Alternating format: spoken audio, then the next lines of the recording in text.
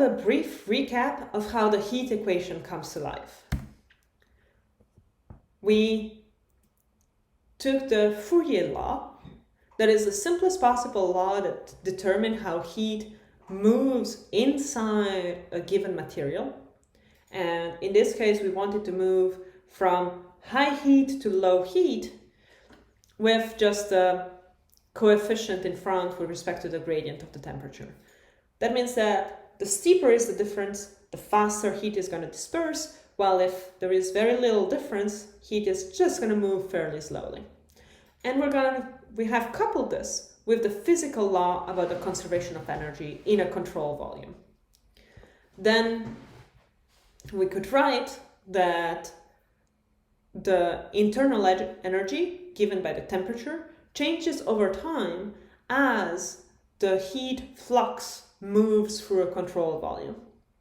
And by applying the Fourier law and by applying the divergence theorem, we're able to rewrite this as an integral over V of alpha squared, that is the heat conductivity that we have introduced, times the divergence of the gradient of T in the volume. And then we can rewrite all of this as the conductivity of the temperature times the derivative over time of the temperature minus the heat conductivity times the gradient of T being equal to 0. CV is the heat capacity. So we have one derivative over time of T minus the second order derivative over space of T equals to 0. So if you write it in the matrix form, what we have is that you have delta derivative with respect to x, derivative with respect to t, times the matrix A, derivative with respect to x, derivative with respect to t, applied to capital T, plus first order terms. And the matrix in the center, A, only has a non-zero term when we have the heat conductivity. Every single other element is 0. So an eigenvalue of A is equal to 0. So the heat equation is a parabolic equation. In the future, we'll also see non-parabolic equations. For example, we can have a second derivative with respect to time. In this case, in the matrix form, we will have the center matrix being 1, 0, 0, minus 1. That means we have eigenvalues of different sign. This triggers this defines a hyperbolic PDE. And the extension to higher dimension is just replacing delta squared over delta x squared by the Laplacian.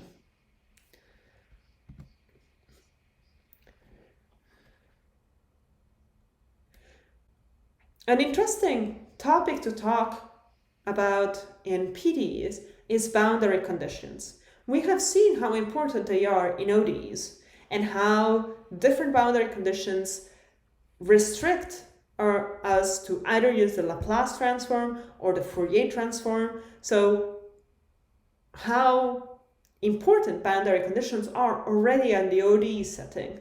In PDEs, they have even more variability, if not, maybe talking about importance of boundary conditions is not exactly the right word, but definitely you have a bigger variety of options when you're choosing boundary conditions.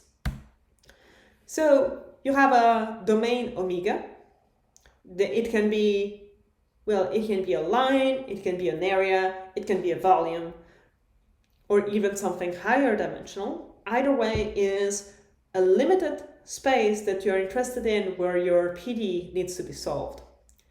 It could be infinite dimensional, infinite in one direction, but we're not going to be going there yet. So we have a finite domain, and we have a PDE that we want to solve inside omega. We need a couple of extra informations. First of all, what happens at the boundary? And in some conditions, in some situations, how did the situation start? So we can talk about evolution of the temperature, but what was the situation at time 0?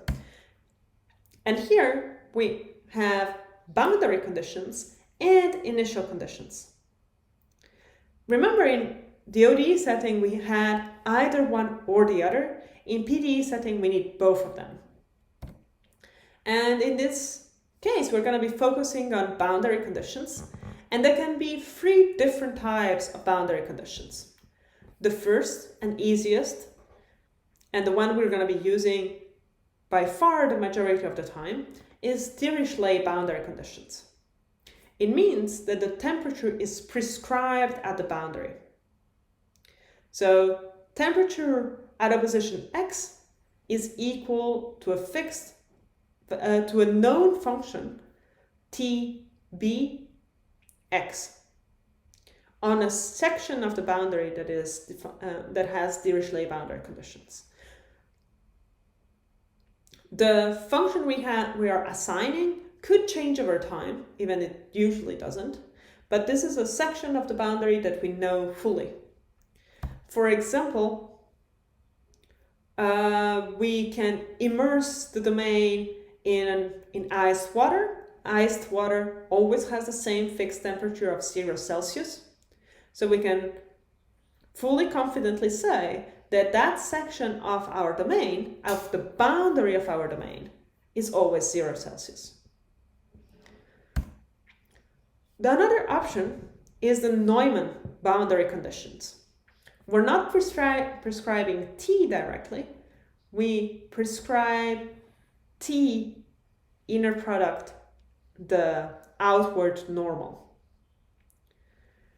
We have a control over the heat flux. We don't have direct control on the value of the temperature, but we can tell how much, we can prescribe how much heat flux is going inside or outside the domain on that section of the boundary. So we have a section of the boundary that we'll call gamma n standing for Neumann, and we know that in that section, heat is moving through the heat flux in a certain way. For example, we're heating the boundary over time and giving heat through that. The third option is a Robin boundary condition. Is a combination, a linear combination between the Neumann boundary condition and the Dirichlet boundary condition. So a linear relationship between the temperature and the heat flux is known, but not one or the other. There could be a combo of it. Unfortunately, I don't have such a good example as for the first 2 types. Note, any point in the boundary needs to have one and only one boundary condition.